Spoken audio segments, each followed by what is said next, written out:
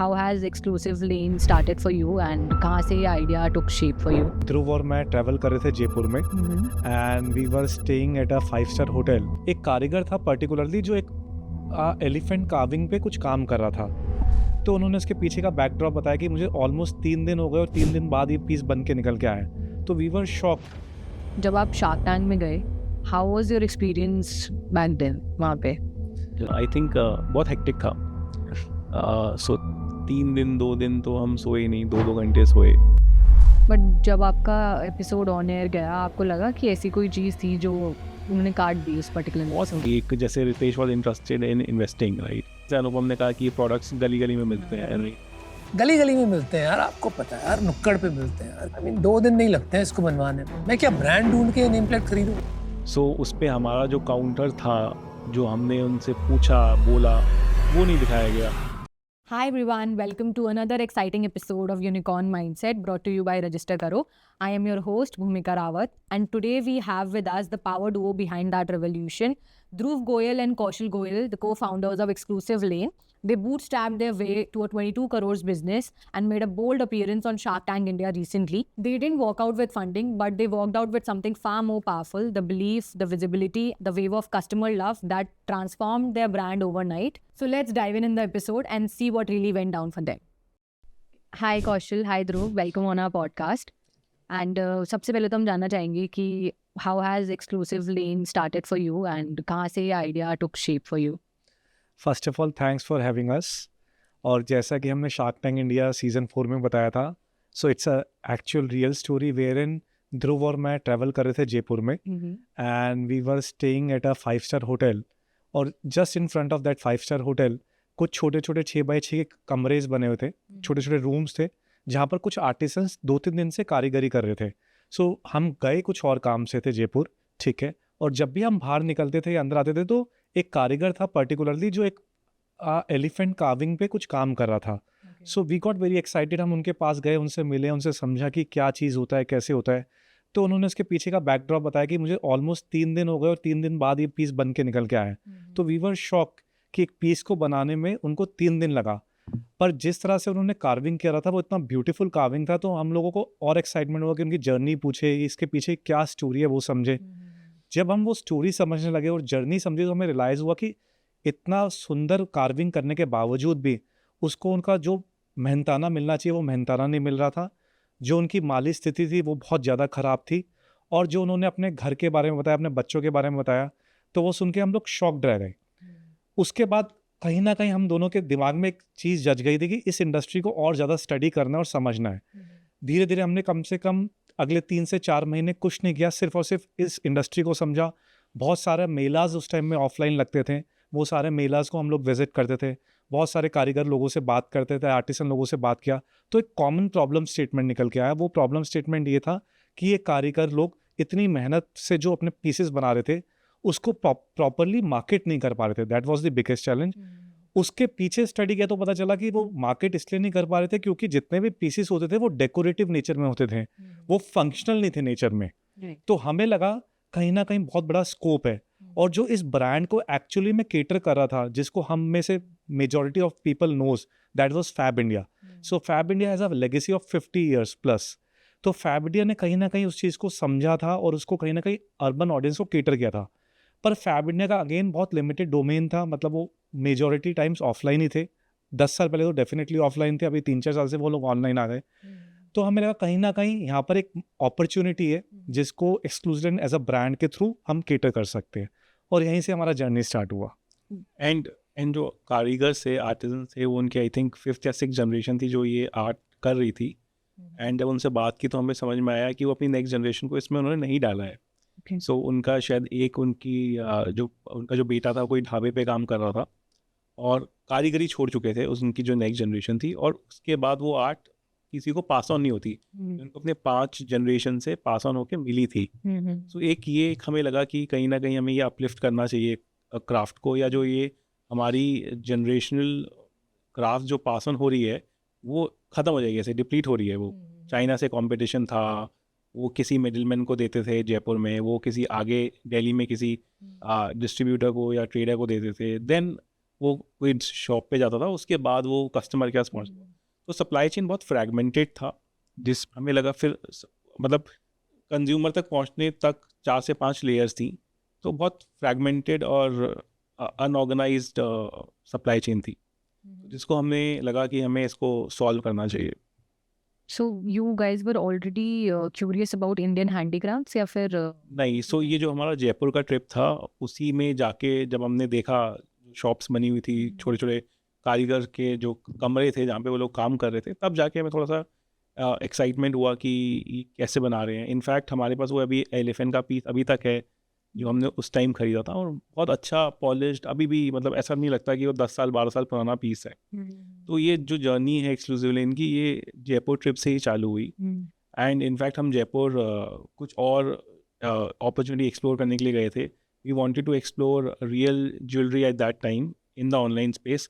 उस टाइम सिर्फ कैरेट लेन था जो ये काम करता था ऑनलाइन ज्वेलरी का, बट उस time logistics was a challenge. Blue Dart used to send security people along with the product delivery, जो शिपिंग कॉस्ट, जो डिलीवरी कॉस्ट था, that was around 10-12,000 rupees on let's से 40,000 रुपीज़ का प्रोडक्ट।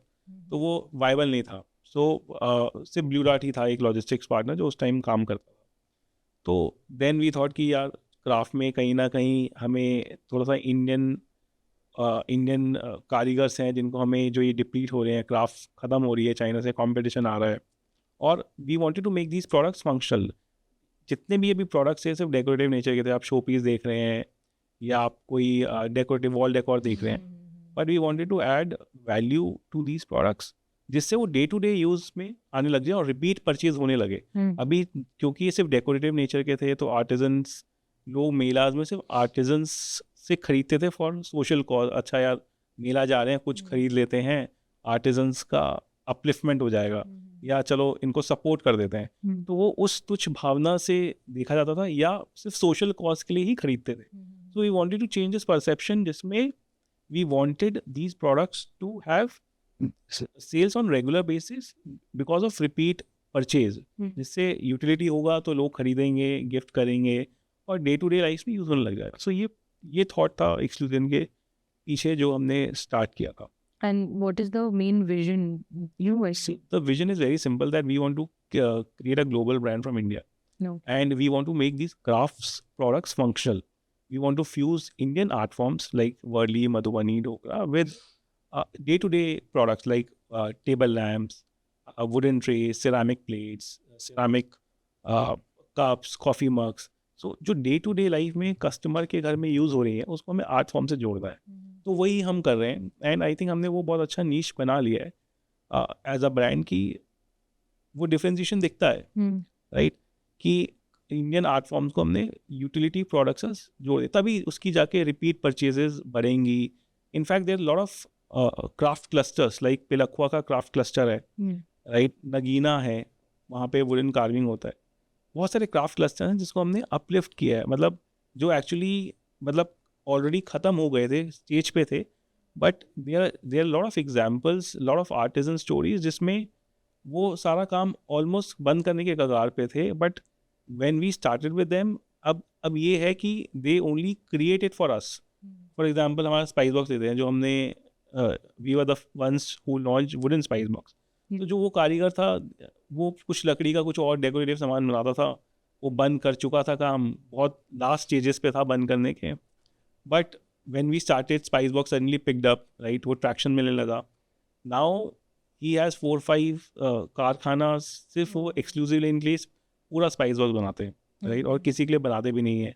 तो वो एक एक्सक्लूसिविटी है। There lot of artisan stories, बहुत सारे आर्टिजन ऐसे हैं जिन्होंने अपने घर बनवाए, अपने सिस्टर की शादी की, जो पैसा उन्होंने जैसे एक्सक्लूसिव लेन से कमाया, उन जो प्रोडक्ट्स वो बनाते हैं उनसे कमाया। तो there lot of artisan stories. तो शायद आई थिंक ये शार्क टैंक पे जैसे ये हाईलाइट नहीं हुआ, ये पार्ट दिखाया ही नहीं गया हमारे आर्टिजन स्टोरीज वाला, which we said and presented there on the time. Okay. Also, I wanted to know what's with this name, Exclusive Lane. Why have you given this name to your brand? So idea, मतलब see 2012 में we were right out of college, right? So कुछ exclusive करना था, कुछ exclusive products करने थे, तो exclusive तो वहीं से निकल के आया कि ये एक्सक्लूसिव कुछ करना है, जो भी प्रोडक्ट्स हम सेल करेंगे वो एक्सक्लूसिव रहेंगे, या तो डिज़ाइन में एक्सक्लूसिव रहेंगे या आर्ट फॉर्म में एक्सक्लूसिव रहेंगे या प्रोडक्ट्स में कुछ हम एक्सक्लूसिविटी करेंगे, तो एक्सक्लूसिव तो वहीं से आया. And when we used to visit these मेलाज लाइक दस्तकार और टेली हार्ट, वहाँ पे अलग अलग लेन्स थी, मतलब गलियाँ थी क्राफ्ट को डेडिकेटेड. फॉर एग्जांपल कश्मीर का एक अलग आर्ट था, वर्ली अलग, महाराष्ट्र का आर्ट अलग दिखता था, मधुबनी का एक अलग सेक्शन था, एक अलग लेन थी. सो वो एक कहीं ना कहीं हमने कहा यार चलो एक्सक्लूसिव लेन करते हैं. We wanted to buy domain exclusive pick, but वो जिस दिन हमें ख़रीदना था उसके एक दिन पहले वो I think someone else bought it, so we thought चलो यार एक्सक्लूसिव लेन करते हैं. बट उस टाइम ब्रांडिंग पता नहीं थी क्या होती है, कैसे करना चाहिए. So we randomly took exclusive lane. और तो ये थोड़ा बहुत उसका जो बैकग्राउंड था, एक्सक्लूसिव करना था ये पता था, राइट. एक्सक्लूसिव प्रोडक्ट्स सेल करने थे. और जो हम दिल्ली आर्ट मेलाज में घूमे, दस्तकार में घूमे, तो वहाँ पे डिफरेंट डिफरेंट गलियाँ थी क्राफ्ट्स को डेडिकेटेड, एक एक रीजन की क्राफ्ट्स को. तो वो वहाँ से ये आइडिया निकल के आया कि एक्सक्लूसिव लेन. पर नाउ वी से कि हम ऐसा डिजिटल स्ट्रीट बना चुके हैं जहाँ पर हर टर्न पे आपको एक ऐसा आर्ट फॉर्म मिलता है जो कहीं ना कहीं डिप्लीट होने के कगार पे था, और कुछ एफर्ट्स लगा के हमारी और हमारे आर्टिसंस की हम उसको दोबारा रिवाइव करने की कोशिश कर रहे हैं.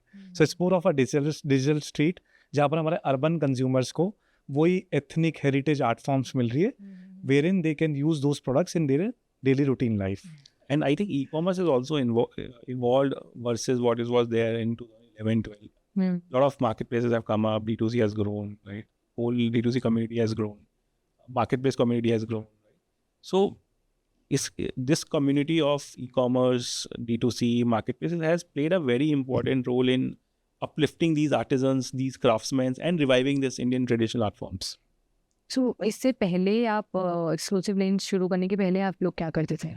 So I did my engineering from Pune University. And, so उस टाइम वो योर स्टोरी वगैरह आता था, वो पढ़ते थे, तो लगता था कि यार कुछ का ही कुछ करना है. But then we wanted to do some things. We had some idea about hospitals. We wanted to get all these hospitals online. But a lot of hospitals were not comfortable sharing their data कि क्या price है, कितना time लगता है, surgery की क्या price है. So then वो एक आइडिया था, वो हमने एक डेढ़ महीने पे रिसर्च किया. Then we realized कि यार अभी ये नहीं करते हैं. So I joined a VC funded startup. They had 2-3 patents for design. So it's for rural villages. They used to make solar products, solar lights बनाते थे. So they had 2 patents for design and technology. So I worked there for 1.5 years, जहाँ पे मैंने operations और थोड़ा बहुत sales, marketing सीखा. So but after that as well, अगर आपने ये सब शुरू कर दिया था, so what do you think? How has your brand evolved over time in these years? So I think it has evolved. So it has evolved in terms of our categories. It has evolved in terms of our design sense, design language, kind of product we used to carry earlier. Right? In terms of art fusion, in terms of product fusion, in terms of, so whole ecosystem has evolved. Even our artisans have evolved with us. Right? पहले जब आप artisan से बात करते थे तो they used to say कि ये सर हैंडमेड प्रोडक्ट है, इसमें कोई डिज़ाइन वेरिएशन तो आएगा ही आएगा. ग्रीन की जगह वो ब्लू लगा देते थे, ब्लू की जगह ग्रीन लगा देते थे, कभी वो डार्क ग्रीन था, लाइट ग्रीन. सो धीरे धीरे it has evolve. So we created SOPs कि ये फ़ोटो है, फ़ोटो ही के पेस के साथ ही आपको बनाना है, कोई डिफ्रेंसिएशन फैक्टर नहीं रहेगा. So we have evolve, our brand has evolved, our artisans have evolved, products have evolved, everything around us as an ecosystem has evolved. The journey has been very different in a sense. हमारा जो ecosystem है वो artisan dependent है. तो जैसे जैसे e-commerce evolve हो रहा है उसी के साथ साथ हमें भी इवॉल्व होना पड़ रहा है और हमारे आर्टिसंस को भी होना पड़ रहा है. And kudos to our artisans in a sense. ये वही आर्टिसन भाई है हमारे जो पहले एक प्रोडक्ट को बनाने में, या मान लीजिए किसी पर्टिकुलर प्रोडक्ट का उसका लीड टाइम 100 पीसेस का 10 डेज होता था, और क्योंकि अभी पूरा ई-कॉमर्स इतना फास्ट हो गया इन अ सेंस, अभी क्योंकि कॉमर्स भी आ गया है, तो उन्होंने भी हमारे साथ इवॉल्व किया. उतना ही अपना स्पीड अप की चीज़ें, उतने ही अपना बैक एंड को डेवलप किया, या उतनी चीज़ें उन्होंने हमारे साथ इंटीग्रेट करी. In a sense I still remember, Dhruv को भी याद होगा, जब हमने ये ब्रांड चालू किया था तो पहले 1 साल तक तो हमें पैकेजिंग ही नहीं समझ आया. एंड ट्रस्ट में हमने सबसे डिफ़िकल्ट प्रोडक्ट टाइप चूज़ करा या मटेरियल टाइप चूज़ करा टेराकोटा. उस टाइम किसी को टेराकोटा पता ही नहीं होता था, और ऑनलाइन टेराकोटा पैक करके बेचना वाज अ रॉकेट साइंस। तो मिट्टी का आइटम, अगर लेमन लैंग्वेज में बोले, मिट्टी का आइटम पैक करके ई कॉमर्स में बेचना वाज अ टास्क। ना तो पैकेजिंग का अंडरस्टैंडिंग था, ना कोरियर सिस्टम इतना इवॉल्व हुआ था।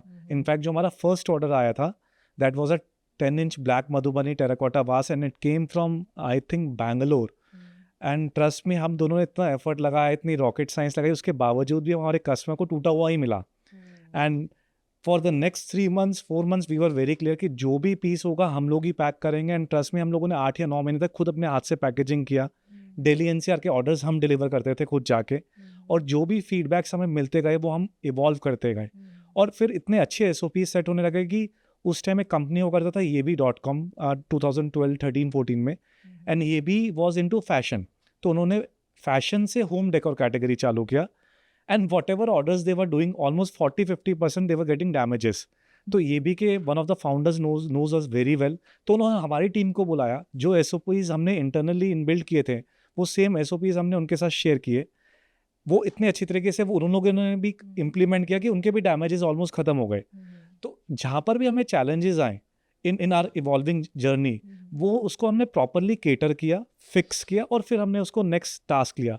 जैसे कि ध्रुव ने बताया कि पहले 2-3 साल तो हमें स्टैंडर्डाइजेशन में इशू आने लग गया, क्योंकि आर्टिसन ने कभी भी ऑनलाइन काम नहीं किया था। आर्टिसन ने मेला टू मेला काम किया था या 1-to-1 सेलिंग किया था। तो आर्टिसन कुछ छोटे छोटे चेंजेस कर दिया करता था, और उसको बोलता था कि क्योंकि ये हैंडमेड प्रोडक्ट है तो ये चेंजेस आएंगे। तो वी मेड श्योर कि नहीं, क्योंकि हम ऑनलाइन बेच रहे, तो जो फोटोग्राफ हम दिखा रहे हैं, ना चाके भी हमारा प्रोडक्ट 99-100% उसके आसपास रहना चाहिए, डिस्पाइट द फैक्ट ये हाथ से बना हुआ है। एंड वो 1-2 साल लगा उसको माइंडसेट चेंज करने में कि ठीक है, जो प्रोडक्ट दिखाया, जितने इंचेस का दिखाया, जो कलर का दिखाया, हमें हर लॉट में उसको वैसा ही बनाना है। तो दैट टुक टाइम। फिर हम लोगों ने एक आइडिया बनाया कि ऐसे तो आर्टिसन समझेंगे नहीं। फिर हम लोगों ने जो कन्वेंशनल फोटोग्राफ्स हुआ करती थी, हम एक फोटोग्राफ को क्लिक करते थे, उसके मतलब शूट्स, उसके हार्ड कॉपीज़ निकालते थे, उसमें डायमेंशन मतलब दिखाते थे, डायमेंशन के साथ उसमें कलर मेंशन करते थे, हिंदी में लिखते थे, इंग्लिश में लिखते थे। कुछ हमारे आर्टिसन भाई उन्होंने बोला उर्दू में लिख के दीजिए, हमने उर्दू में भी लिख के दिया, उनको कोरियर किया। फिर जाके वो धीरे धीरे स्टैंडर्डाइजेशन आने लगा, और टचवुड आज इतने अच्छे SOPs बन गए कि अब किसी को समझाना नहीं पड़ता। और क्योंकि इतना ज़्यादा मार्केट इवॉल्व हुआ कि अब आर्टिसंस को भी हमें कुछ ज़्यादा एजुकेट नहीं करना पड़ता, आर्टिसन भी उतना ही समझदार हो गया है। But with the products that you are providing, आपका मेन टारगेट कस्टमर इसमें कौन रहे? सो अगेन हमारा target audience is very simple. ऐसा कस्टमर जिसका एज 25 साल से लेकर 50 साल तक का है, ऐसा ऑडियंस जो Tier 1, 2, 3 में रहता है, उसको हम सबसे पहले टारगेट कर रहे हैं। But the good part is, आज से 5 साल पहले, क्योंकि हम इस इंडस्ट्री में हमें 10 साल हो चुके, 10 ईयर प्लस हो चुका, तो हमने एक चीज़ रियलाइज़ किया कि पहले, आज से 5 साल पहले तक भी जो इंडियन कंज्यूमर था, वो अपने होम को लेके इतना पर्टिकुलर नहीं था, या वो पर्टिकुलर था तो दिवाली टाइम्स में एक जनरल परसेप्शन था कि ठीक है दिवाली आ रहा है, तो उसके इन एंड अराउंड चेंजेस करता था। But now things have shifted like rapidly in a sense. अभी कंज्यूमर को हर 2 महीने में, 3 महीने में कुछ नया चाहिए, starting from there coffee mug और टी कप और a wall decor piece. So that is a good part, and in a sense that is helping us also. The second part is, अभी जितना भी कॉर्पोरेट गिफ्टिंग है, that has shifted like anything in a sense. पहले जितना भी traditional way से gifting होता था कि अच्छा आपने एक डायरी दे दिया, एक पेन दे दिया, या एक छोटा सा कुछ मोमेंटो दे दिया। The entire ecosystem is shifting wherein जितने भी HRs है, they are approaching us, they want something unique, something different, जिसका परसीव वैल्यू ज़्यादा हो, या जिसका परसीव वैल्यू एकदम से रियलाइज ना हो। So again this is a tool wherein we are trying to capture, and results are very good. And people have started buying consciously, right? Conscious, sustainable products, conscious. So they've started, the whole buying has shifted, right? So new generation is they're very particular कि product का story क्या है, brand क्या करता है, क्या brand history क्या है. So we speak to a lot of consumers. We understand कि someone age between, let's say, majorly between 25 to 35, they are conscious कि क्या खरीद रहे हैं, किससे खरीद रहे हैं, क्या स्टोरी है, कैसे बना है. तो वो बहुत ज़्यादा वो भी इवॉल्व हुआ है versus what it was there in 2013, 14, 15. Commerce to evolve हो ही रहा है with commerce coming in. Man, again an interesting data wherein we never realize, पर geographically बात करें तो majority of our customer audience जो बैंगलोर है और बैंगलोर से नीचे डाउन साउथ इंडिया है, they understand craft like anything. तो वहाँ पर दे आर क्राफ्ट लवर्स.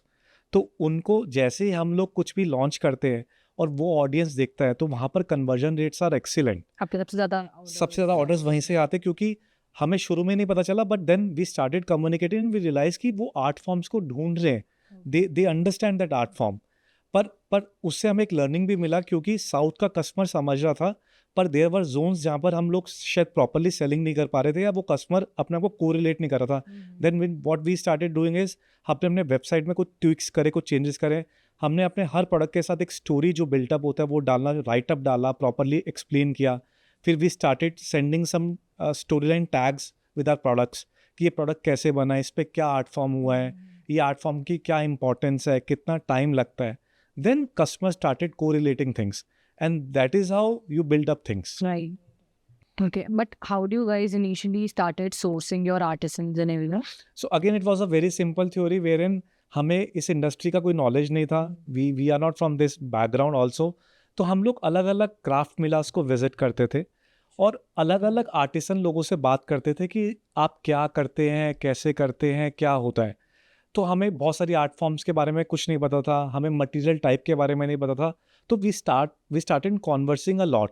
तो हमने जब हम इन मेलास में जाते थे तो हम रियलाइज़ करते थे अच्छा किस स्टॉल पे ज़्यादा फुटफॉल आ रहा है या किस आर्ट फॉर्म को लोग ज़्यादा लाइक कर रहे हैं. तो वहाँ से हमने अपने डेटा पॉइंट्स बनाने शुरू करे. और जब हमें रियलाइज़ होने लगा अच्छा मधुबनी आर्ट फॉर्म को बहुत समझा जाता है, या अच्छा टेराकोटा प्रोडक्ट्स को people are loving it. Back then 2012, 13, 14 में terracotta was a new thing. तो it was booming like anything. तो हमें लगा कि अच्छा यहाँ पर एक अपॉर्चुनिटी है या यहाँ पर एक अपॉर्चुनिटी है, या फॉर दैट मैटर हमें वुड का नॉलेज ही नहीं था. धीरे धीरे समझ आता अच्छा वुड में भी टीक वुड होता है, या मैंगो वुड होता है, या शीशम वुड होता है, या MDF होता है, या अकेशिया वुड होता है फॉर दैट मैटर. तो हमने धीरे धीरे सीखा. जब हमने ये पॉइंट्स पकड़े कि अच्छा टेराकोटा है, अच्छा मधुबनी आर्ट है, तो वी स्टार्टेड सोर्सिंग ग्रेजुअली. तब हमारे पास डिज़ाइनर्स नहीं हुआ करते थे, या हमारे पास वो डिज़ाइन सेंस नहीं था. तो it was more of a reliance on artisan call, या हमारा जो हम मेला में देखते थे कि अच्छा कहाँ पर ज़्यादा भीड़ है, या आर्टिसन हमें सजेस्ट करता था कि सर मैं 10 साल से बना रहा हूँ, या 5 साल से बना रहा हूँ, या 2 साल से बना रहा हूँ, and this is this type of art form, आप प्लीज़ इसको देखिए कैसे कर सकते हैं. तो धीरे धीरे वी स्टार्टेड सोर्सिंग. पर इस सोर्सिंग जर्नी में 2 साल बाद, 3 साल बाद हमारे पास डेटा पॉइंट्स बनने शुरू हो गए. जब वो डेटा पॉइंट्स आने लगे, पैरेलली 2014 में अमेज़ॉन आ गया था इंडिया में, तो बहुत सारा डेटा वहाँ से हमें मिलने लगा, जहाँ पर हमें समझ आने लगा अच्छा ये कैटेगरी है जहाँ पर एक बहुत बड़ा वाइट स्पेस है, या ये कैटेगरी में अभी काम हो सकता है, इस प्राइस पॉइंट पे काम हो सकता है. Then we had a design team. 2014-15 में हम लोगों ने कुछ डिज़ाइनर्स रखने शुरू किए, और हमें बिजनेस टीम से जो भी इनपुट्स मिलते थे कि इन कैटेगरीज को इवॉल्व करना है, तो वो हमारे डिज़ाइनर के पास इनपुट जाते थे. हमारे डिज़ाइनर अलग अलग आर्ट फॉर्म्स को पिक करते थे, फ्यूज़ करते थे उन प्रोडक्ट्स कैटेगरी में, और फिर हम उनको आर्टिसंस को देते थे. आर्टिसंस हमारे लिए डेवलप करते थे, and from there on we starting doing this experiment sort of thing wherein we started launching new products on our basis, our database.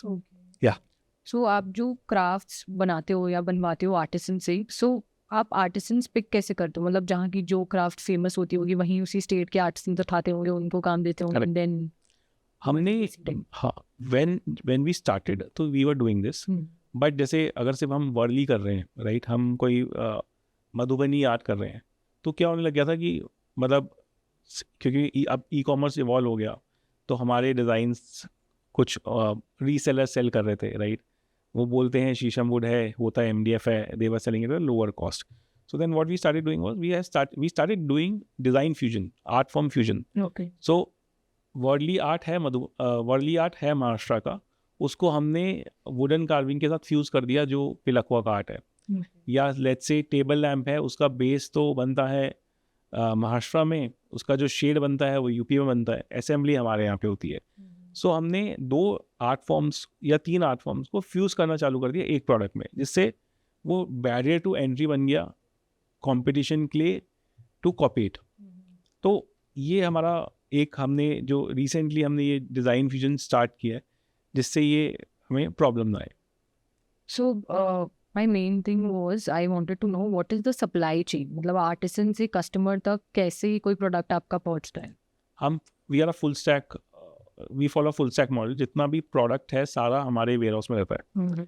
हमारा जो वेयर हाउस है वो सब कुछ हम कुछ भी डायरेक्ट शिपिंग नहीं करवाते हैं आर्टिजन से, क्योंकि सारा जितना भी स्टॉक है जो भी हम करते हैं वो सारा हमारे वेयर हाउस में रहता है। फिर हमारे वेयर हाउसेस से लेट्स से हमारा D2C वेबसाइट के लिए कुछ बैंगलोर वेयर हाउस में रखना है, फास्टर डिलीवरी के लिए मुंबई में रखना है, तो D2C के वेयर हाउस हमने वहाँ पे हमारे वेयर हाउसेज में डाला हुआ है। अमेजोन के FB वेयर हाउसेज हैं जहाँ पे वो डाला हुआ है, मल्टीपल वेयर हाउसेज हैं अमेजोन के। Let's say we work with a lot of retail partners of Amazon, Myntra, Flipkart, इनके B2B पार्टनर्स का काम करते हैं, तो उनके सारे वेयर हाउसेज में। पर जितना भी गुड्स है वो पहले हमारे वेयर हाउस में आता है, QC होता है, 3 स्टेप QC प्रोसेस है, उसके बाद फिर वो आगे जाता है। But when you get the work done from the artisans, आप क्वालिटी कैसे इंश्योर करते हो और ऑथेंटिसिटी कैसे मेक श्योर करते हो कि कस्टमर अफोर्डेबिलिटी के साथ वो चीज़ कस्टमर? वो पूरा हम क्वालिटी चेक अपने वेयर हाउस में करते हैं। 3 स्टेप क्वालिटी चेक है। इनकमिंग होता है, पहले इनकमिंग क्वालिटी चेक होगा, फिर रैंडम सैम्पलिंग होगा, फिर आउटगोइंग क्वालिटी चेक होगा। तो 3 स्टेप प्रोसेस है पूरा। रैंडमली तो पूरे दिन ही चलता है कि रैंडम QC चल रहा है। पहले GRN टीम ने लेट्स से इनकमिंग क्वालिटी पे ओके कर दिया, फिर रैंडम टीम है जो रैंडम सैम्पलिंग करती है, रैंडम सैम्पलिंग होती है। उसके बाद जब पीस आउटगोइंग मतलब शिप होता है तो उससे पहले आउटगोइंग QC होता है, तो वहाँ पे भी रैंडम सैम्पलिंग चलता है। तो वो क्वालिटी तो आई थिंक कंसर्न नहीं है, वो तो it's a very simple standard process which every company every brand follows, वो हम भी करते हैं। सो हमारी इंडस्ट्री में एक छोटा सा डिफरेंस है, या फिर हम बोले तो हम एज अ ब्रांड एक छोटा सा डिफरेंस रखते हैं। वो ये रखते हैं कि जितना भी इनबाउंड हो रहा है, जितना भी GRNs होते हैं हमारे, हम एक एक पीस को चेक करते हैं। हम कोई भी रैंडम सैम्पलिंग नहीं करते, कोई हमने अपने वाइट लेबल आर्टिसंस नहीं कर रखे। Whosoever is sending the goods, एक एक पीस QC होता है।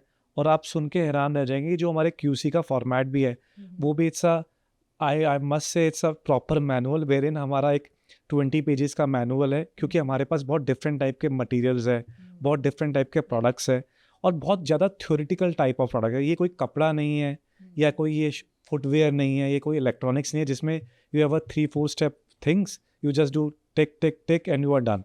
तो यहाँ पर बहुत ज़्यादा थ्योरी इन्वॉल्व है। तो जैसे लकड़ी के प्रोडक्ट्स हैं, तो लकड़ी के प्रोडक्ट्स जब बन के आते हैं तो इट लुक्स ब्यूटीफुल, बट लकड़ी की एक अपनी प्रॉपर्टी है, वो ये है कि अगर वुड आपका सीजन नहीं होगा तो मे बी 10 दिन बाद या 15 दिन बाद या 20 दिन बाद वो बेंड होना शुरू हो जाएगा, या वो उसमें क्रैक्स आने शुरू हो जाएंगे, ठीक है। या टेराकोटा को आपने जल्दी जल्दी हैंड पेंट कर दिया in order to fulfil your orders, ठीक है, और आपने उसको पॉली बैग में डाल के डिलीवर कर दिया। बट जब वो पॉली बैग में जाके डिलीवर हो गए और हम जब QC कर रहे हैं और जल्दबाजी में अगर वो पैक किए गए हैं, तो उस पॉली बैग के निशान आ जाएंगे उस पेंट के ऊपर, तो it would look very bad, very odd to the customer. So we make sure कि छोटे छोटे पॉइंट्स हम प्रॉपरली QC करें। इसलिए जब हमारी इनबाउंडिंग चलती है तो हम अपने हर आर्टिसन भाई को बोलते हैं कि कम से कम हमें 5 वर्किंग डेज चाहिए to share the report with them. हम कभी भी इतनी जल्दी या 24 घंटे में 48 घंटे में कोई टर्न अराउंड नहीं करते। We need at least 5 days. वहाँ पर जाके एक एक पीस चेक होता है, फिर उसको स्टैक किया जाता है मदर वेयर हाउस में, ठीक है। उसके बाद जैसे ध्रुव ने बोला, एक रैंडम सैम्पलिंग की टीम है, वो हमने एक अलग से बना रखी है जिसको हम बोलते हैं स्काउटिंग टीम। वो कभी भी जाके कुछ भी रैक से कुछ भी मैनुअली चेक कर लेते हैं, एंड वो मेक श्योर करते हैं कि इनबाउंडिंग के वक्त जब एक एक पीस चेक हुआ तो कुछ इश्यूज़ ना आए।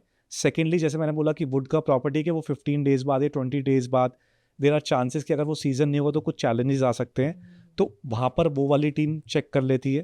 Third is when the final order comes, अब कस्टमर ने ऑर्डर प्लेस कर दिया या हमें मदर वेयर हाउस से अपने डिफरेंट लोकेशंस पे वेयर हाउसेज में सामान को भेजना है, तो जब हमारी पैकेजिंग टीम होती है while doing the final packaging और लेबलिंग, वो उसको दोबारा रीचेक करती है, and then only it goes out from our warehouse and then to the end customer.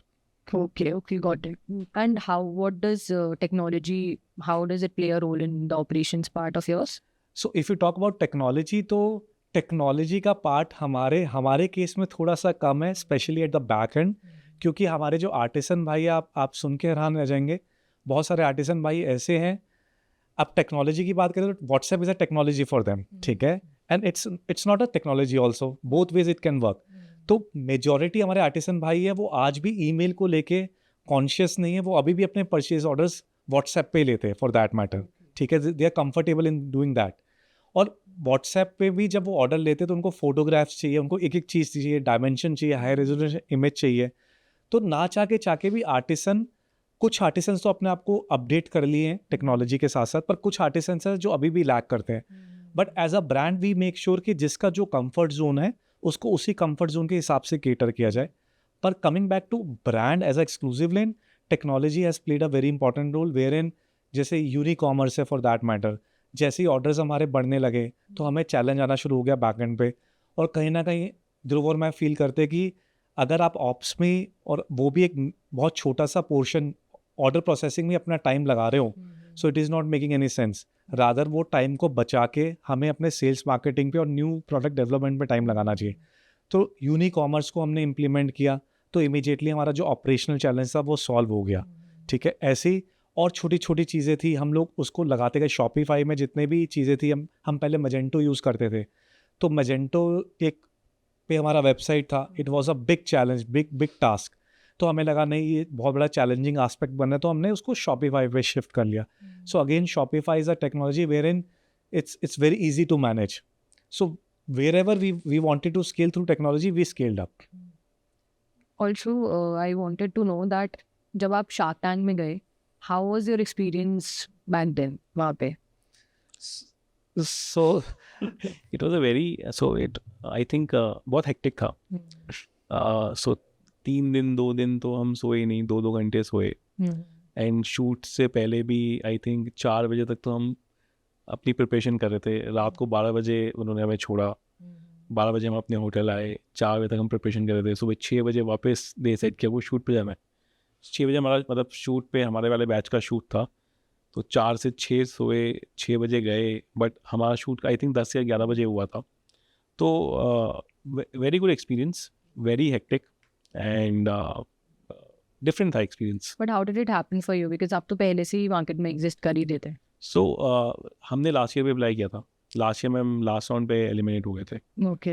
And उसमें जब इस बारी वो शार्क टैंक वाला आया, लास्ट ईयर हमने बहुत प्रिपरेशन करके अप्लाई किया था, तो उसमें हम एलिमिनेट हो गए थे। इस बारी जो हमारा वो था एप्लीकेशन था, वो हमने बहुत कैजुअली भरा था।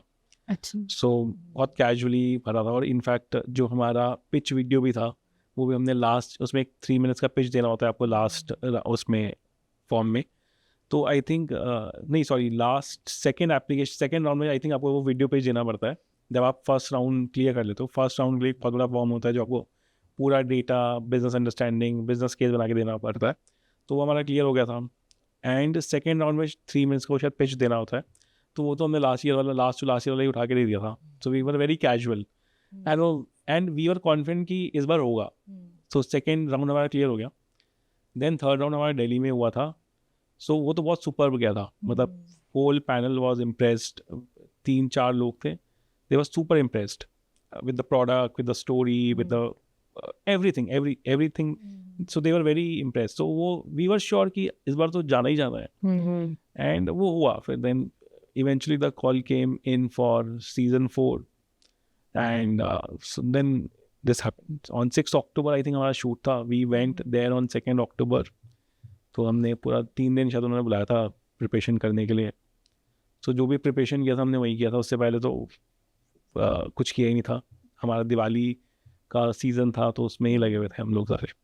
तो बट जो भी किया वो 2-3 दिन में किया। इनफैक्ट आई थिंक मेजरली सारे बैंड्स ने ऐसे किया था वहाँ पे। बट जब आपका एपिसोड ऑन एयर गया, आपको लगा कि ऐसी कोई चीज़ थी जो उन्होंने काट दी उस पर्टिकुलर एपिसोड? बहुत सारी चीज़ें थी आई थिंक जो शोकेस नहीं हुई थी। एक जैसे Ritesh was interested in investing, right? वो He पार्ट, was? हाँ ही वाज। लास्ट में वो पार्ट उन्होंने दिखाया नहीं, राइट? बहुत सारी चीज़ें थी, जैसे अनुपम ने कहा कि ये प्रोडक्ट्स गली गली में मिलते हैं, राइट? सो उस पर हमारा जो काउंटर था, जो हमने उनसे पूछा बोला, वो नहीं दिखाया गया। तो वो आई थिंक गली गली में मिलते हैं। उसके बाद आई थिंक वो कट ही कर दिया। उसने ही दिखाया जो फीचर हुआ टैग पे। That was my question also. हाँ। So then I ask him कि सर यही परसेप्शन तो चेंज करना है, जो यही हमें माइंडसेट और परसेप्शन चेंज करना है कि क्राफ्ट के प्रोडक्ट गली गली में मिलते हैं। ये एक्चुअली ऐसा है नहीं। सो नमिता सेड कि ये प्रोडक्ट्स बहुत कॉमन है। सो आई टोल्ड हर कि ये आर्ट फॉर्म से जो कॉमन है, आज वर्ली आर्ट जो है वो वर्ली आर्ट है, जो मधुबनी है वो मधुबनी है। अब मधुबनी में अगर फिश बनती है, वर्ली में वो लाइन से वर्ली आर्ट होती है, तो उसको मैं चेंज नहीं कर सकता, वो मेरी, because that's a design which I have adopted. तो वो जो इंडिया की आर्ट है वो वर्ली है, उसको यूज़ करके हमने प्रोडक्ट्स बनाए हैं, राइट। तो वो हमारा वो कुछ दिखाया ही नहीं था, वो वाला पार्ट ना, पूरा टैंक में उन्होंने वो कट ही कर दिया था। सो बहुत सारी चीज़ें होती हैं, in fact it happen with, because आपको शूट तो 2 घंटे चलता है, जो ऑन एयर जाता है 20-25 मिनट्स रहता है, तो उनके पास भी आई थिंक इतना होता नहीं है कि वो क्या दिखाएं क्या नहीं दिखाएं। सो बहुत सारे ब्रांड्स का भी ऐसा हुआ, I know a lot of brands जिनके साथ कुछ नेगोशिएशंस हुए तो वो पार्ट नहीं दिखाया, तो वो करते हैं, मतलब because they also need to show, cut the shoot and show it for 15 minutes 20 minutes का दिखाना पड़ता है, और जो भी रेलेवेंट होता है वो दिखाते हैं। सो जब रितेश अगर इंटरेस्टेड ही थे लास्ट में उन्होंने व्हेन ही सेड कि I would like to back out, but he was interested, वो पार्ट नहीं दिखाया था जब उनके पास गया था, because he was the last one in the row, तो he was interested. In fact we even spoke to Ritesh post Shark Tank, we had a call with him and very, मतलब आई थिंक रितेश बहुत हम्बल हैं, और मतलब actually में ऐसा नहीं है, a lot of, I speak to lot of people, they say कि यार सिर्फ शार्क टैंक पे ही ऐसे दिखते हैं, एंड क्योंकि उनका IPO आ रहा है, वो इमेज पे काम कर रहे हैं, बट हमने उनसे उसके बाद भी बात की तो वेरी हम्बल, मतलब डाउन टू अर्थ। एक्चुअली में लगता है कि वो स्टार्टअप कम्युनिटी के लिए, ब्रांड्स के लिए करना चाहते हैं, ही सेज कि छोटे से ऐसे बड़ी कंपनीज, राइट, तो ही एक्चुअली मीन इट, राइट। हमारे बैच में ही 2-3 ब्रांड्स थे, मिस चीज़ केक एक था, जोधपुर से था, तो उनको भी ही सेड कि मिलते हैं, बात करते हैं, and he actually means what he says. तो मतलब आई थिंक मेरे तो फेवरेट शार्क रितेश ही है। You wanted to onboard him? See to be very honest, हम फंडिंग के लिए गए नहीं थे, we went for coverage, right, Okay. For PR, and वो हमारा गोल था, मतलब हमारा टू बी ऑनेस्ट जो हमने फंडिंग आस्क भी था, हमने 55 करोड़ उसका वैल्यूशन मांगा था, right. So we wanted to change it कि चल डील ले लेंगे, क्योंकि ये होता है शार्क टैंक पे कि डील मिल गई तो आप आ रहे हो, एयर ऑन एयर आ रहे हो, राइट, या आपका एपिसोड में ऐसा कुछ मिर्च मसाला हो जाए कि कंट्रोवर्सी हो जाए कि आप तो जा ही रहे हो, ठीक है। तो सब ये बोल रहे थे कि यार डील तो किसी भी कॉस्ट में ले लो, और उसके बाद तो आप ऑन एयर जा रहे हो, राइट।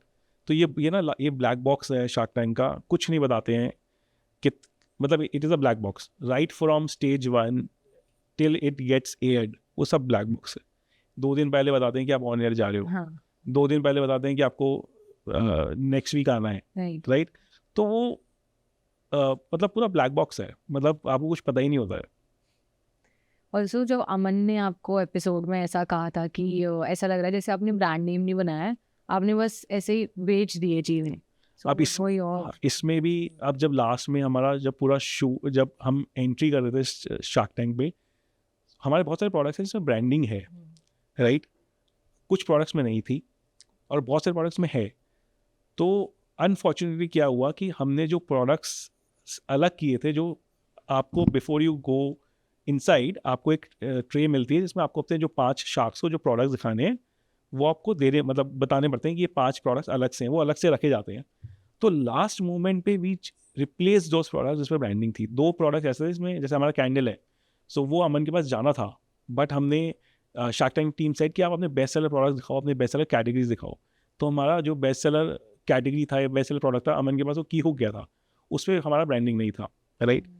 पर एक्चुअली अमन के पास अगर हम वो प्रोडक्ट रिप्लेस नहीं करते तो कैंडल जाना था, तो उस पर मतलब right from front to bottom on the top वो ब्रांडिंग है। तो बहुत सारे प्रोडक्ट्स में यही भी है, कई प्रोडक्ट्स में एस्थेटिकली ठीक नहीं लगता, जैसे वास है, आप उसमें हम नीचे डालते हो बट ऊपर कहीं नहीं डाल सकते, एस्थेटिकली सही नहीं लगेगा। कई प्रोडक्ट्स में वैसे चैलेंज है कि आप डाल ही नहीं सकते हो, in fact lot of, let's say if we talk about Fabindia, उनके प्रोडक्ट्स में भी बहुत सारे प्रोडक्ट्स ऐसे हैं जिसमें ब्रांडिंग नहीं है। लेट्स से गुड अर्थ है, उनके भी ऐसे बहुत सारे प्रोडक्ट्स हैं जिसमें ब्रांडिंग नहीं है। कई कई जगह डलती है, वहाँ हम डालते हैं, कई जगह नहीं डलती है, वहाँ नहीं डालते हैं। But now we are started doing यार सब पे ही डालते हैं, कहीं ना कहीं हम अब डाल रहे हैं सारे प्रोडक्ट्स पे। ऑल्सो शार्क टैंक एपिसोड पे आई सॉ दैट उसमें आपने बताया था कि there was a drop from 22 CR to 14 CR। So वो जो ड्रॉप आया था क्योंकि आपने ऑर्गेनिक हनी एंड फर्नीचर में आप लोग डील नहीं रहे थे, so I think it was blown out of proportion.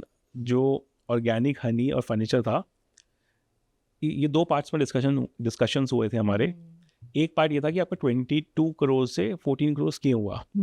सो हमारा सिंपल रीज़न ये था कि 22 करोड़ से 14 करोड़ इसलिए हुआ क्योंकि पहले हम B2C करते थे, डायरेक्टली हम कंज्यूमर को सेल करते थे, जिसमें हमारा sale value was 40% higher. Second, जब हमारा 14 करोड़ से 15 करोड़ था, वो इसलिए था क्योंकि हमने B2B स्टार्ट कर दिया था। For example when we sell to let's say Amazon, तो पहले हम अमेजोन के कस्टमर को डायरेक्टली सेल करते थे या मिंत्रा के कस्टमर को करते थे। तो उसके बाद हमने क्या किया, next year, in the next financial year, हमने मतलब अपना जो B2B रेशियो सेल्स है वो इंक्रीज़ कर लिया, जो उसका रेशियो है बिजनेस का, तो वो 40% लोअर वैल्यू पे होता है। तो अगर आप उसको मतलब निकालेंगे उस 14-15 करोड़ को, तो 22-23 करोड़ के करीब ही आएगा B2C वैल्यू पे। तो एक पार्ट था डिस्कशन का शार्क्स के साथ कि आपका 22 से 14 या 23 से 14 क्यों हुआ। तो उसका हमारा एक्सप्लेनेशन जस्टिफिकेशन ये था कि ये हमने B2B किया इसलिए ये हुआ, तो रेवेन्यू 40% कम हो गया, which I think Aman also understood and Anupam also understood, but वो शायद नमिता नहीं समझ पाई। उसके बाद का पार्ट अनुपम ने फिर ये पूछा था कि आपका फिर स्टैगनेंट है, ग्रोथ नहीं है, स्टैगनेंट है। सो वो हमने उनको बताया था कि हमने बहुत सारी कैटेगरीज एक्सपेरिमेंट की, फर्नीचर किया, ऑर्गेनिक हनी किया, राइट, नेचुरल कुछ प्रोडक्ट्स किए, विच डिडंट पिक अप। तो वो एक हमारा स्टैगनेंट होने का रीज़न था। प्लस जब हमने B2B किया तो इनके पास हमारे स्टॉक्स सेल नहीं हुए, जो इन्होंने प्लान किए थे वो नहीं हुए। सो उस फाइनेंशियल ईयर में we were selling their inventory, हम पिछले साल की इन्वेंट्री भी बेच रहे थे। उनके जो 14 करोड़ वाला ईयर था उसमें उनके पिछले साल की इन्वेंट्री भी सेल कर रहे थे, प्लस B2B कर रहे थे। But now we have moved from B2B to B2C। Okay. Also, you want to go into apparels as well, right? Latest चीज़ का प्लान है। जब कुणाल ने ये पूछा था कि आप क्या करना चाहते हो, सो अभी तो हमें मतलब we are doing home, right, eventually we will venture into let's say apparels, Indian ethnic, तो वो लेटेस्ट चीज़ का प्लान है। आई थिंक अभी तो हम होम ही कर रहे हैं। Okay. Also, what are the challenges you must have faced in these years? Early days में आपने सबसे ज़्यादा चैलेंज क्या फेस करता, बिकॉज आप बूटस्ट्रैप भी थे। अब अगेन आई टोल्ड यू, सबसे बड़ा चैलेंज तो पैकेजिंग था अर्ली डेज में, जो हमें मतलब फिगर आउट करने में बहुत टाइम लगा, क्योंकि कुछ भी सेट SOPs नहीं थे, कोई इकोसिस्टम नहीं था। जो सेकंड मेजर चैलेंज मुझे याद आता है एकदम से, वो ये था कि हमें कम से कम 2 से 3 साल माइंड शिफ्ट में लग गया आर्टिसन को समझाने में कि हम लोग ऑनलाइन बेचते हैं, हम जो दिखा रहे हैं वही बेचना है, हमें उसको स्टैंडर्डाइज करना है। तो उसको करने में बहुत टाइम लगा। अनदर जो नेक्स्ट 2 years की जर्नी थी वो ये थी कि जब हम स्केल करने लगे सिस्टम के साथ, तो that was a huge setback कि नॉर्मली आप इतनी मेहनत, इतनी एफर्ट क्यों करते हो कि आपके ऑर्डर्स बढ़े, पर यहाँ पर बिल्कुल ही सिस्टम ही डिफरेंट था कि जैसे जैसे ऑर्डर्स बढ़ रहे थे तो पीछे से supply was a huge challenge, क्योंकि आर्टिसन ने कभी भी उस स्केल पे या उस लेवल पे या श्योरिटी पे काम ही नहीं किया था। सो दे वर लाइक कि 3-3 4-4 महीने धीरे धीरे चीज़ों को करते थे, कोई प्लानिंग ही नहीं था। मतलब उनके लिए planning itself is a new word in their dictionary. तो कैसे प्लान करना है, कैसे दिवाली आ रहा है 3 महीने पहले कैसे ट्रैक्शन बिल्ड करना है, क्या क्या ऑर्डरिंग होना है, उस सब चीज़ों को करने में बहुत टाइम लगा। So these were the 2-3 major challenge.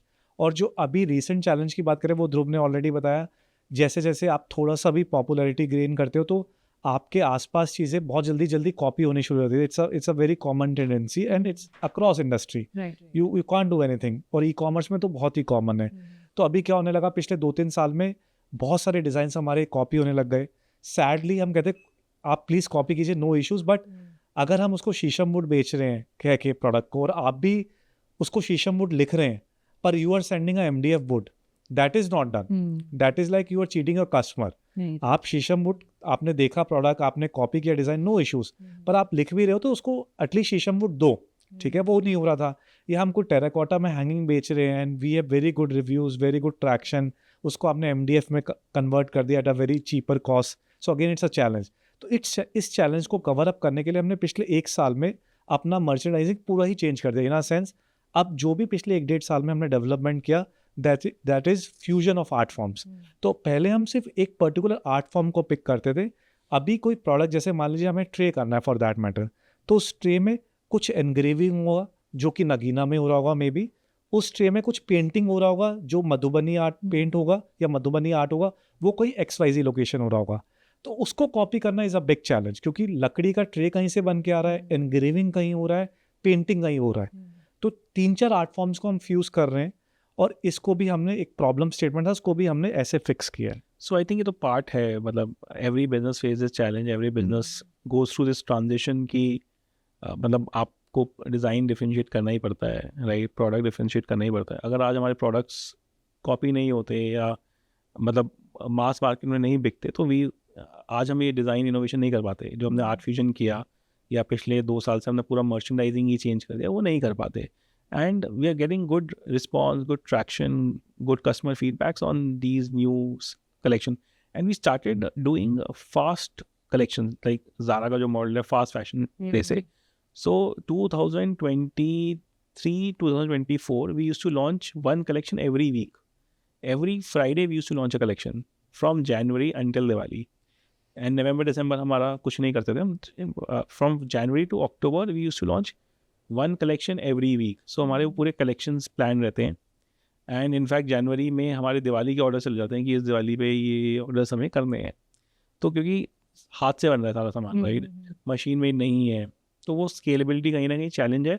But अब वो चैलेंज नहीं लगता है, क्योंकि आर्टिजन्स इतना ज़्यादा अपने आप को अडॉप्ट कर लिया है कि वो स्ट्रीमलाइन हो गया है। राइट। तो अभी आप कौन कौन से मार्केट प्लेसेस पे अवेलेबल हो? सारे मार्केट प्लेसेस पे हम करते ही हैं। आई थिंक हम इंडिया में भी करते हैं ये। जैसे 2012-13 में हमने इनफैक्ट इंटरनेशनल मार्केट प्लेसेस पे भी किया था। हम दुबई भी करते थे उस टाइम। दुबई में मार्का VIP एक था, वाइसाडा था। सो मार्केट प्लेसेस में तो हमने बहुत सारे एक्सपेरिमेंट भी किए हैं। US मार्केट प्लेसेस भी किए हैं, डोबा है, वेफेयर है, Amazon.com है। इंडिया में तो सारे मार्केट प्लेस भी हमने किया ही है।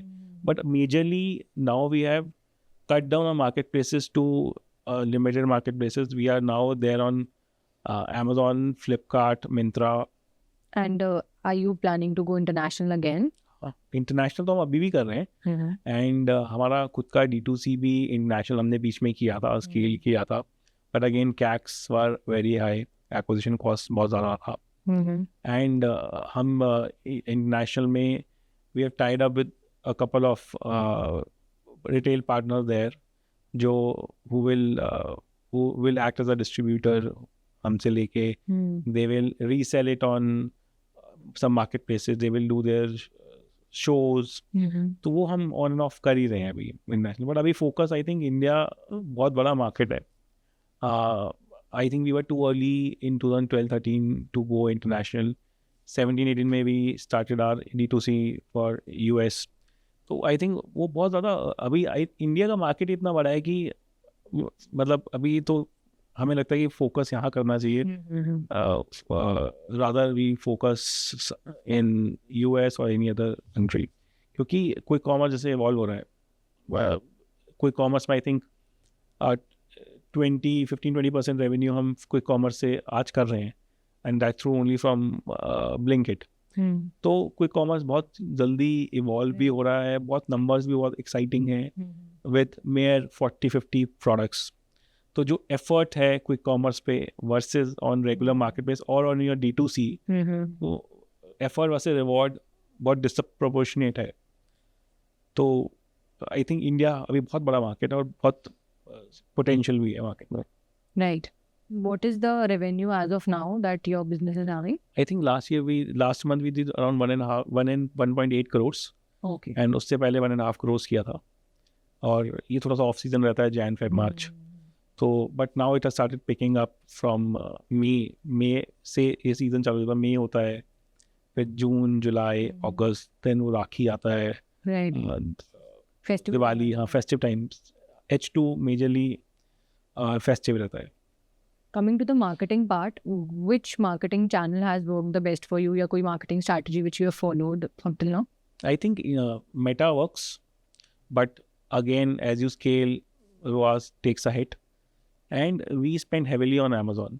तो Amazon इंटेंट बाइंग है, कस्टमर वहाँ पे सिर्फ खरीदने के लिए आ रहा है। तो मेजर एक्सपेंस जो है हमारा marketing expend it goes to Amazon, then it is on Meta, Google, then Myntra, Blinkit and all these marketplaces. So you do influencer marketing as well? We do. हमने 2022-23 तक बहुत ज़्यादा किया है, बहुत बड़े बड़े सेलिब्रिटीज़ के साथ भी किया है, बट समहाउ हमें ऐसा लगा कि वो मतलब उसका रिटर्न नहीं आया. ठीक है, वो कुछ सेकेंड के लिए जब स्टोरी जाता है 24 घंटे के लिए वो दिखता है कि अच्छा स्टोरी पे है, कोई बॉलीवुड सेलिब्रिटी ने डाला है, राइट. तो बट उसका कहीं ऐसा इम्पैक्ट नहीं आया कि कोई स्केल, कोई आपको रेवेन्यू में अपटिक मिलेगा या कोई ब्रांड रिकॉल बढ़ गया या लेट्स से उनके लिए जो कूपन्स बनाए तो वो रिडीम हो रहे हैं. ऐसा नहीं है. आई थिंक वो हम शायद क्रैक नहीं कर पाया वुड से कि हम इन्फ्लुएंसर नहीं क्रैक कर पाए, but we did it with a lot of big celebrities. So, आपको कभी लगा है इतने सालों की जर्नी में that the growth that your business have done is pretty slow and it has not been a fast ride कि एकदम से ही सब बहुत to and fro होता गया? See it is slow and steady. And जो हमारा you look at Fab India, right? It's a 60 years, 50 year old story, right? तो क्राफ्ट बिजनेस है, होम बिजनेस है, टाइम लगेगा क्योंकि मतलब बिजनेस का मॉडल ही यही है. There were lot of companies, जैसे क्राफ्ट चला था, so they wanted to do market place for craft products, they were not successful. तो ये जो बिजनेस है होम का या क्राफ्ट का, ये फुल स्टैक मॉडल ही चलेगा, ऐसा हमारा मानना है. जैसे पॉटरी वन है यूएस में, या बहुत सारे ब्रांड्स हैं. ईयर वन इम्पोर्ट्स जो जिसने बैंक्रप्सी फाइल किया है. तो ये फुल स्टैक मॉडल ही चलना चाहिए, ये हमारा मानना ऐसा है.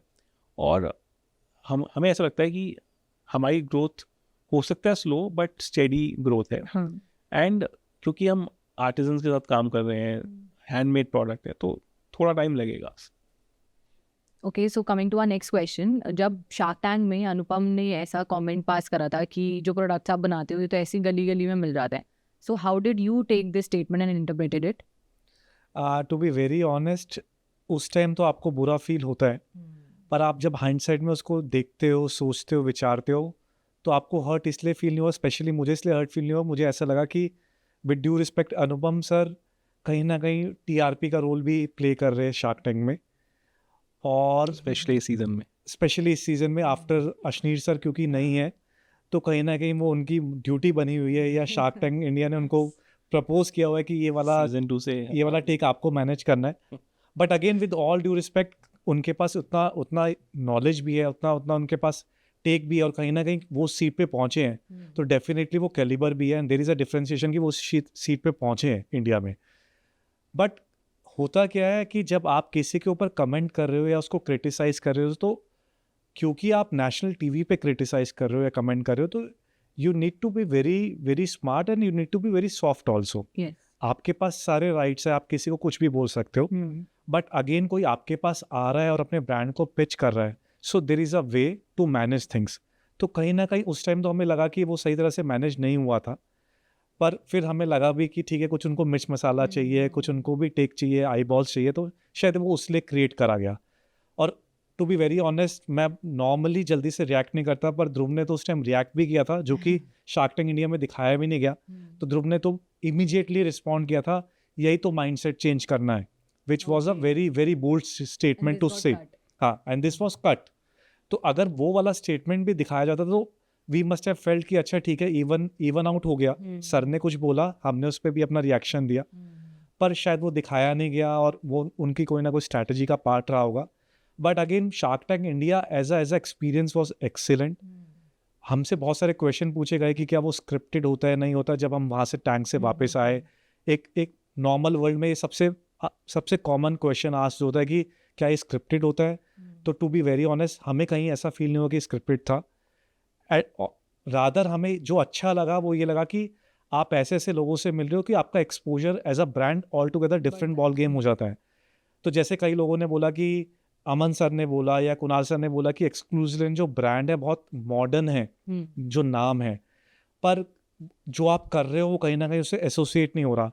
तो मैं आपको फिर दोबारा क्लियर करना चाहूँगा, जितना भी वहाँ पर डिस्कशन हुआ वो लोगों को लेके ज़्यादा डिस्कशन हुआ, ब्रांड को लेके इतना डिस्कशन नहीं हुआ था. सो लोगो वी ऑल्सो फेल्ट कि अप टू द मार्क नहीं है. वी टुक दैट फीडबैक, उस पर हमने आते ही काम चालू कर दिया, and very soon you will see a change also. Different, no. Aman sir ने बोला कि जब मैं कोई प्रोडक्ट उठा रहा हूँ तो आपका ब्रांडिंग नहीं दिख रहा. Again the feedback was taken very well. हम जो भी प्रोडक्ट्स पे ब्रांडिंग कर पाते हैं वो हम करते हैं, पर कुछ प्रोडक्ट्स हमें इंटरनली फील होता था कि हमें ब्रांडिंग नहीं करना चाहिए, उससे जो प्रोडक्ट का एस्थेटिक है वो लूज आउट हो जाएगा. पर क्योंकि उन्होंने फीडबैक दिया और उनके पास इतना एक्सपर्टीज एक्सपीरियंस है, उसको भी हमने इवॉल्व किया, चेंज किया. आते ही हमने बहुत सारे कैटेगरीज में उसको इमीडिएटली इम्प्लीमेंट कर दिया. अनदर गुड थिंग हैपेंड कि आपको इमीडिएट अपटिक दिखता है सेल्स में, विच डेफिनेटली विल हैपन, क्योंकि आप नेशनल टीवी पे जा रहे हो या आपको नेशनल प्रेजेंस मिल रहा है, तो वो होना ही होना है. Customer wants to experience your product, customer want to try your product. उसके अलावा जो सबसे बढ़िया चीज़ हुआ हमारे साथ वो ये हुआ कि जब आप शार्क टैंक इंडिया में फीचर हो जाते हो तो एज अ ब्रांड आपके लिए बहुत सारे डोर्स ओपन हो जाते हैं, बहुत सारी अपॉर्चुनिटी ओपन हो जाती है.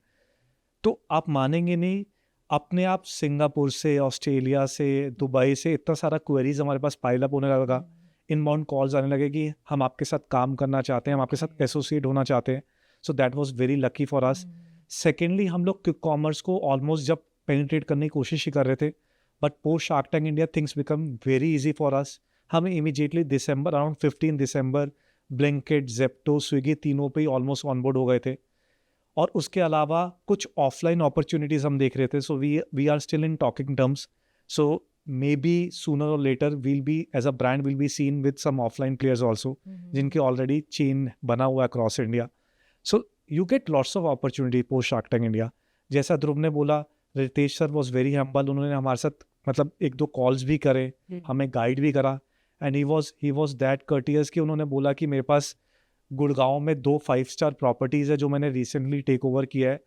अगर एज अ ब्रांड आप वहाँ पर सैटरडे संडेज को स्टॉल पुट अप करना चाहते हो या कुछ भी एक्सप्लोर करना चाहते हो opportunity, so he was pretty okay. He even said कि मुझे कुछ उसके लिए कुछ चार्ज नहीं चाहिए, कुछ नहीं चाहिए, you just try out your things and he will be more than happy to help us. So वो डोर्स होते हैं जो आप चाहते हो कहीं ना कहीं ओपन हो जाए, तो इनऑर्गेनिकली ऑर्गेनिकली बहुत जल्दी ओपन हो जाते हैं. एंड कहने की जरूरत नहीं है, हर चीज़ के प्लस और माइनसेस होते हैं. तो अगर अनुपम सर के साथ हमारा ये वाला एक्सपीरियंस था, तो एट द सेम टाइम हमने कुणाल सर से बहुत चीज़ें सीखी, हमने अमन सर से बहुत सारी चीज़ें सीखी. इनफैक्ट रितेश सर से तो हम सीख ही रहे हैं. Namita ma'am was again a gem of a person. Aman sir के साथ तो हम उसके बाद 2-3 बार मिल भी चुके अलग अलग इवेंट्स में. एंड जब भी हम मिलते हैं, Aman sir is very jovial, very मतलब बहुत मस्त मौला है. तो अमन सर के साथ हमने एक जोक भी क्रैक किया था. अभी हमें लास्ट टाइम मिले तो मैं कहा, अमन सर आपने तो हमारा बहुत सारा क्लास ले लिया था. तो अमन सर वॉज लाइक, मैं अकेला शार्क हूँ जो कभी भी क्लास नहीं लेता. And again it's a fact, he is very neutral. अगर उनको कुछ बोलना भी है तो वो बहुत बहुत बढ़िया तरीके से बोलते हैं. आपने जैसे बताया कि आपका बिजनेस बूटस्ट्रैप रहा है शुरुआत से, तो आपने कितने अमाउंट से शुरू करा था जब आपने शुरू करा था? जैसे कि हमने शायद अपने पिच में भी इसको ऐड किया था, पर समहाउ वो दिखाया नहीं गया. अगेन हमने ये मात्र 5,000 रुपये से चालू किया था, और 5,000 रुपये से चालू करते करते आज हम 24 करोड़ प्लस का टर्नओवर करने वाली ब्रांड बन गए हैं. तो कहीं ना कहीं कुछ अच्छा भी रहा है, कुछ बुरा भी रहा है. बुरा में आपने जैसे मेरे से क्वेश्चन पुट अप करा कि बहुत स्लो पेस ग्रोथ रहा, पर अगेन ही हमारी कैटेगरी की डिमांड थी. हम जिस कैटेगरी में इवॉल्व कर रहे थे या जिस कैटेगरी की सप्लाई चेन के साथ काम कर रहे थे, उसमें नेसेसिटी भी था, क्योंकि it took us time to tell our artisans कि कैसे ग्रोथ करना है, कैसे हमारे साथ चलना है. और क्योंकि हमारे पास भी कुछ प्रायर एक्सपर्टीज नहीं थी, तो हम भी लर्निंग फेज में था, इसलिए हमें टाइम लगा. बट अगेन ऑनेस्टली हम लोगों ने सिर्फ 5,000 रुपये से चालू करा था. बट 5,000 में आया क्या? तो 5,000 रुपये की भी पे आई थिंक एक टेबल पे 10 से 12 प्रोडक्ट्स जो वास थे, टेबल लैम्प से, टेराकोटा की प्रोडक्ट्स थे.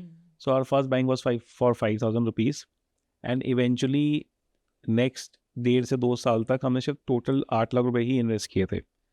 फर्स्ट जो हमने बाइंग की थी वो 5,000 रुपये की थी, एंड उससे बिजनेस चालू किया था, एंड टोटल 8 लाख रुपए डाले थे.